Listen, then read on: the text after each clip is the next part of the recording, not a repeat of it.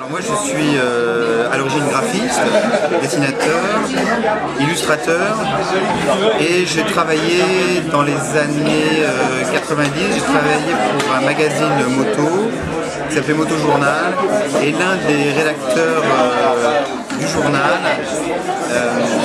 avait dans son tiroir un scénario de bande dessinée.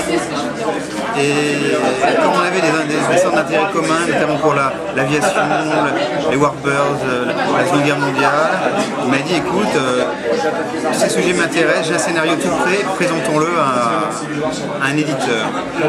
Alors on a fait un dossier, on a envoyé ça à plein d'éditeurs, ils nous l'ont tous renvoyé en nous disant ça ne nous intéresse pas. Alors on l'a remis dans le tiroir et je crois 6 ans après, au bout de 6 ans,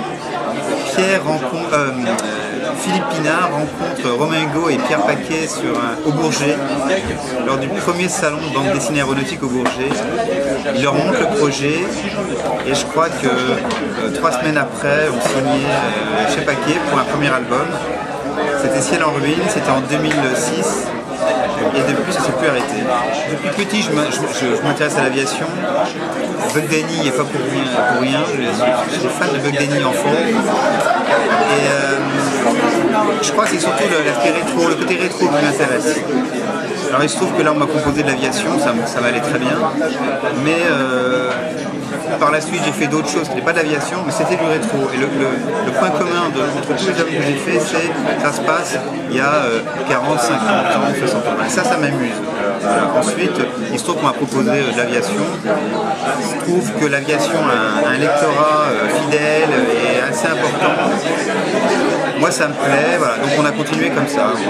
Alors Miss Marple, Pierre Paquet avait racheté les droits de l'œuvre d'Agatha Christie et avait proposé à quelques auteurs de faire un album. Il se trouve que moi j'adore l'univers d'Agatha Christie, l'univers anglais, rétro, encore une fois. Et donc j'ai dit banco, ça m'intéresse. Ils m'ont présenté un scénariste qui est un dramaturge suisse, Dominique Ziegler, avec qui j'ai bien accroché.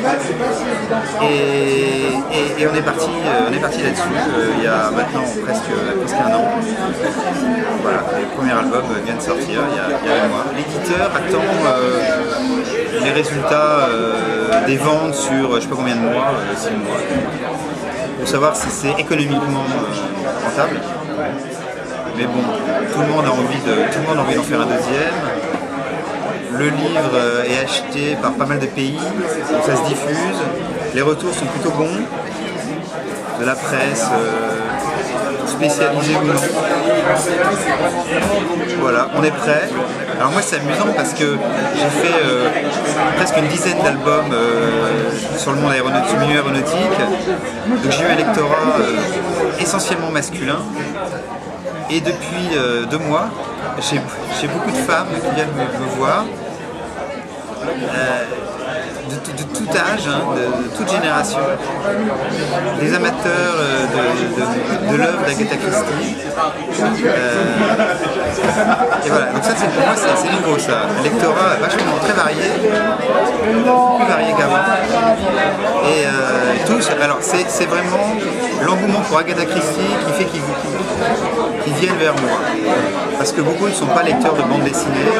Et beaucoup voulaient l'offrir à des gens qui ne sont pas lecteurs de bande dessinée, mais ont tous le point commun d'aimer Agatha Christie. En fait, je termine un album, parce que le Miss Marple a été fini déjà il y a quelques mois, ça m'a laissé le temps de faire un autre album que je termine. Là, il me reste La couleur à faire. C'est un album d'aviation sur Hélène Boucher, qui est une aviatrice très célèbre dans les années 30 en France, qui est située à 26 ans en pleine gloire. Voilà. Bon, aujourd'hui elle est un peu oubliée, c'est sûr, hein, sauf par les fans d'aviation ancienne. Mais voilà, l'album se termine, il a été fait avec Didier Kellaguillot, qui l'a scénarisé, et voilà, c'est un one shot. Il va sortir en mai prochain. Je lis pas énormément, je lis quelques romans, voilà. Je viens de finir la trilogie de Ken Follett, Le siècle, voilà. beaucoup aimé. Je me dis ça fait une très bonne bande dessinée ça. Voilà, je lis aussi les romans de l'Agatha Christie parce que j'ai dû lire quelques livres pour qu'on choisisse les prochains livres potentiellement utilisables pour la collection. Voilà. Mais en bande dessinée, j'en lis pas beaucoup, ouais, j'en lis pas énormément. Si j'ai lu les derniers albums de Didier Kelaguillot qu'il avait fait avec Sébastien Maurice, la Chantilly m'a envoyé. Voilà. Là, ça ne vient pas à l'esprit ce que j'ai lu en bande dessinée récemment, mais les plus récents c'était ça. Les influences graphiques, elles sont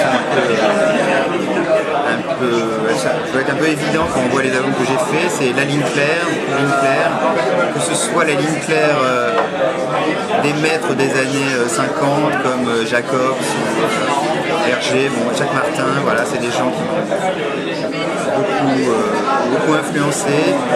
Victor Hugo, Bagdadi, voilà, parce que je lisais ça, je dévorais ça. Et puis ceux qui ont repris la ligne claire dans les années 80, alors Serge Clair, j'étais totalement fan de Serge Clair, d'Yves Chaland, voilà, des gens comme ça, Tête Benoît, Yves Chaland, complètement baba dans son œuvre, vraiment j'adore son œuvre. Ouais, c'est des gens qui m'impressionnent beaucoup, voilà, le caractère complet de ces gens-là, le côté innovant et d'un niveau qui me paraît toujours inaccessible, voilà.